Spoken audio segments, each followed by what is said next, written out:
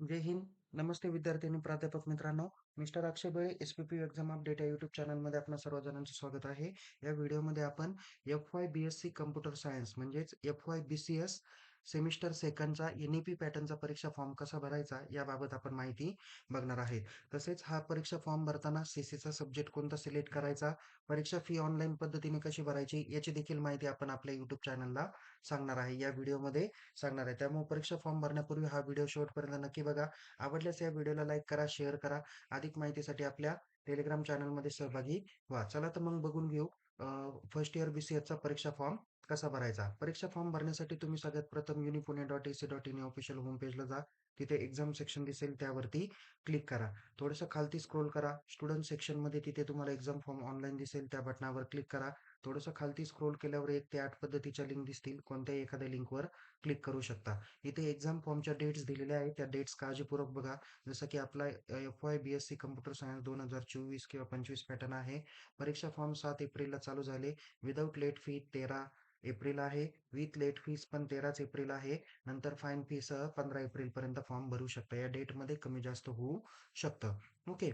त्यामुळे हा परीक्षा फॉर्म काळजीपूर्वक बघा किंवा डेट्स काळजीपूर्वक बघा. थोडंसं बॅक साईडला या. इथे proceed to log in button दिसेल त्या बटनावर क्लिक करा. ज्या विद्यार्थ्यांनी सेमिस्टर फर्स्टचा परीक्षा फॉर्म भरलेला आहे ना, आता सेमिस्टर सेकंडचा परीक्षा फॉर्म भरायचा आहे, त्यांनी इथे स्टुडंटमध्ये क्रिएट अकाउंट आणि लॉग इन बटन दिसेल, तर त्यांनी लॉग इन बटनावर क्लिक करा.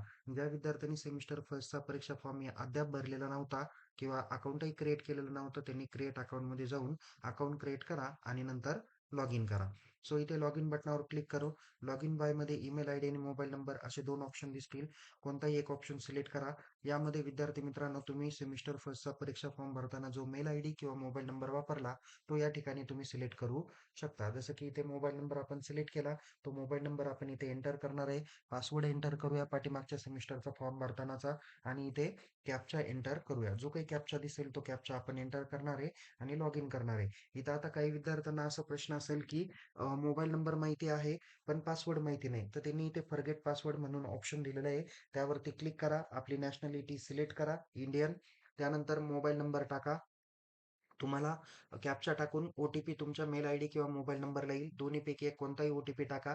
नवीन पासवर्ड रिसेट करा आणि लॉग इन करा. आपण या ठिकाणी काय करूया? लॉग इन करूया. लॉग इन केल्यानंतर विद्यार्थी मित्रांनो या पद्धतीचा डॅशबोर्ड तुम्हाला बघायला भेटेल. इथं डॅशबोर्डमध्ये इथे ॲक्शन कॉलम तुम्हाला दिसेल, ज्यामध्ये अपडेट ए-बी-सी आयडी किंवा अपर आयडी दिसेल. तुम्ही फर्स्ट सेमला जर का चुकीचा आयडी मेन्शन केलेला असेल, तर आता या ठिकाणी अपडेट आयडीमध्ये जाऊन नव्याने ए-बी-सी आयडी अपडेट करू शकता. तर या अपडेट आयडीमध्ये जा. जर ऑलरेडी तुम्ही अपडेटेड केलेला असेल, तर तुम्हाला या ठिकाणी जाण्याची आवश्यकता नाही. त्यानंतर इथे एक्झाम फॉर्मवरती क्लिक करा. एक्झाम फॉर्मवरती क्लिक केल्यानंतर प्रोसीड बटन दिसेल, त्या बटनावर क्लिक करा. नंतर ऑनलाईन एक्झाम फॉर्म डॅशबोर्डमध्ये क्रिएट न्यू ॲप्लिकेशन बटन दिसेल, त्यावरती पण क्लिक करा. त्यावरती क्लिक केल्यानंतर स्टुडंटची बेसिक इन्फॉर्मेशन येणार आहे. पूर्ण विद्यार्थ्याची वैयक्तिक माहिती राहील. खालती स्क्रोल करा. इथे नेक्स्ट आणि कॅन्सल बटन दिसेल, तर नेक्स्ट बटनावर क्लिक करा. तर इथे तुम्हाला एफ-वाय बी-सी-एसच्या सेमिस्टर सेकंडचे सर्व सब्जेक्ट या ठिकाणी दिसणार आहे. बघा इथं ए-ई-सी, नंतर सी-एसचे 2 सब्जेक्ट, इलेक्ट्रॉनिक्सचे 2, मॅथ्सचे 2, एस-सी-सीचा 1 आणि व्ही-ई-सीचा 1 असे टोटल 9 सब्जेक्ट तुम्हाला या ठिकाणी दिसून येतील. 9 दुने 18 क्रेडिट या ठिकाणी पूर्ण होणार आहे. खालती स्क्रोल करा. इथे कुठेही टिक करण्याची आवश्यकता नाही.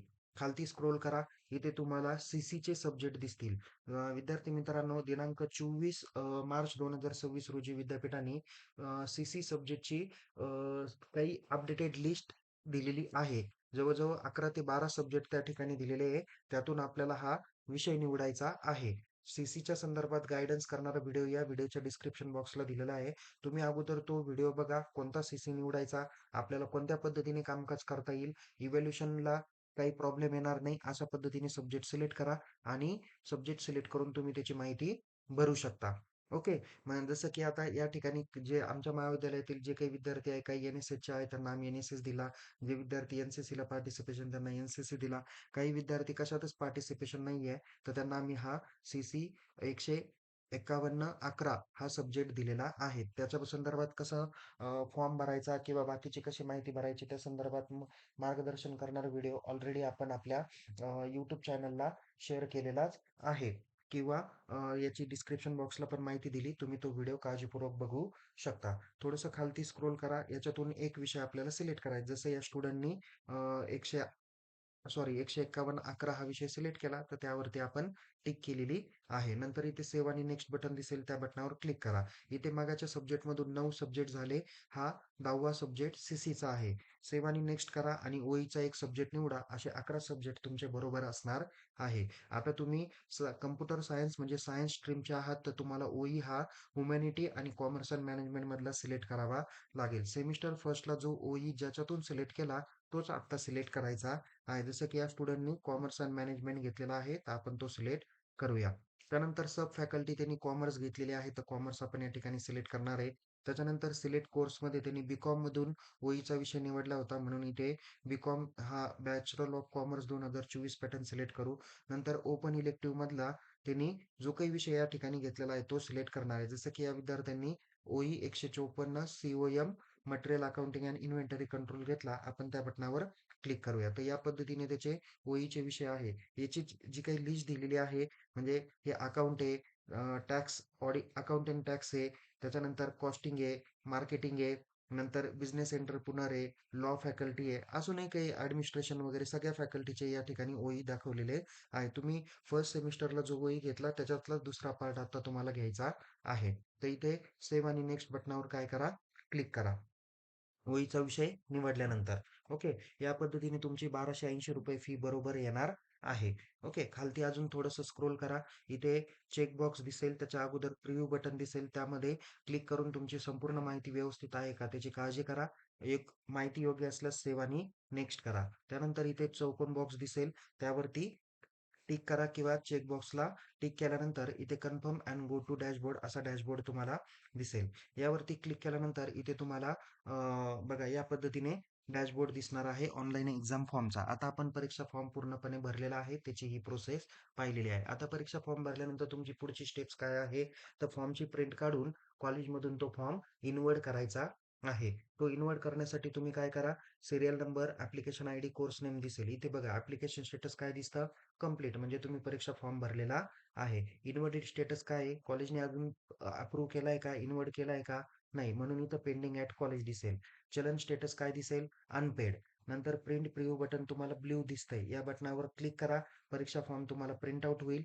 त्यासोबत काही महत्त्वाचे डॉक्युमेंट जोडा. तुमच्या फर्स्ट सेमचा रिझल्ट, अपर आयडीची लिस्ट किंवा अपर आयडीची झेरॉक्स आणि या दोन्ही प्रिंट घेऊन तुम्ही महाविद्यालयातून तुमच्या संबंधित टीचरकडून परीक्षा फॉर्म व्यवस्थित आहे का त्याची खात्री करा. व्यवस्थित असल्यानंतर तुम्ही हा फॉर्म कॉलेजमधून काय करा, इन्व्हर्ट करा. इथे प्रिंट काढल्यानंतर तुम्हाला या पद्धतीच्या फॉर्मची प्रिंट आउट दिसेल. यामध्ये 11 विषय आले का नाही त्याची खात्री करा. बघा इथे 1, 2, 3, 4, 5, 6, 7, 8, 9, 10, 11 म्हणजे 11 दुने 22 क्रेडिट बरोबर झालेले आहे. तर या पद्धतीने तुमचे सर्वचे सर्व विषय आलेले आहे. या 2 पानांची प्रिंट करा. स्टुडंटनी इथे सिग्नेचर करा.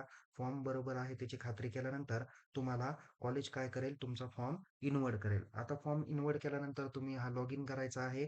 आता फी पेड कशी करायची त्याची माहिती आपण बघूया. इथं ॲप्लिकेशन स्टेटस कंप्लीट येईल, इन्व्हर्टेड स्टेटस इन्व्हर्टेड येईल, चलन स्टेटस अनपेड येईल आणि प्रिंट किंवा प्रिव्ह्यू बटनाच्या ठिकाणी इथं पे ऑनलाईनला आता ब्लू कलरची टिक दिसून येणार आहे. इथे पे ऑनलाईन बटनावर क्लिक करा. क्लिक केल्यानंतर इथे ऑनलाईन पेमेंट स्टेटमेंट सिस्टीम दिसेल. यामध्ये तुम्हाला सिलेक्ट पेमेंट गेटवे दिसणार आहे. तिथं बँक ऑफ महाराष्ट्र जो काही दाखवला आहे त्यावरती क्लिक करा. त्यावरती क्लिक केल्यानंतर प्रोसीड फॉर पेमेंट बटन दिसेल. त्या बटनावर क्लिक करा. पेमेंट करण्यासाठी तुम्हाला जवळजवळ 4 ते 5 ऑप्शन आहे. Credit card, debit card, UPI, net banking. तर यू-पी-आय बटनावर क्लिक करा.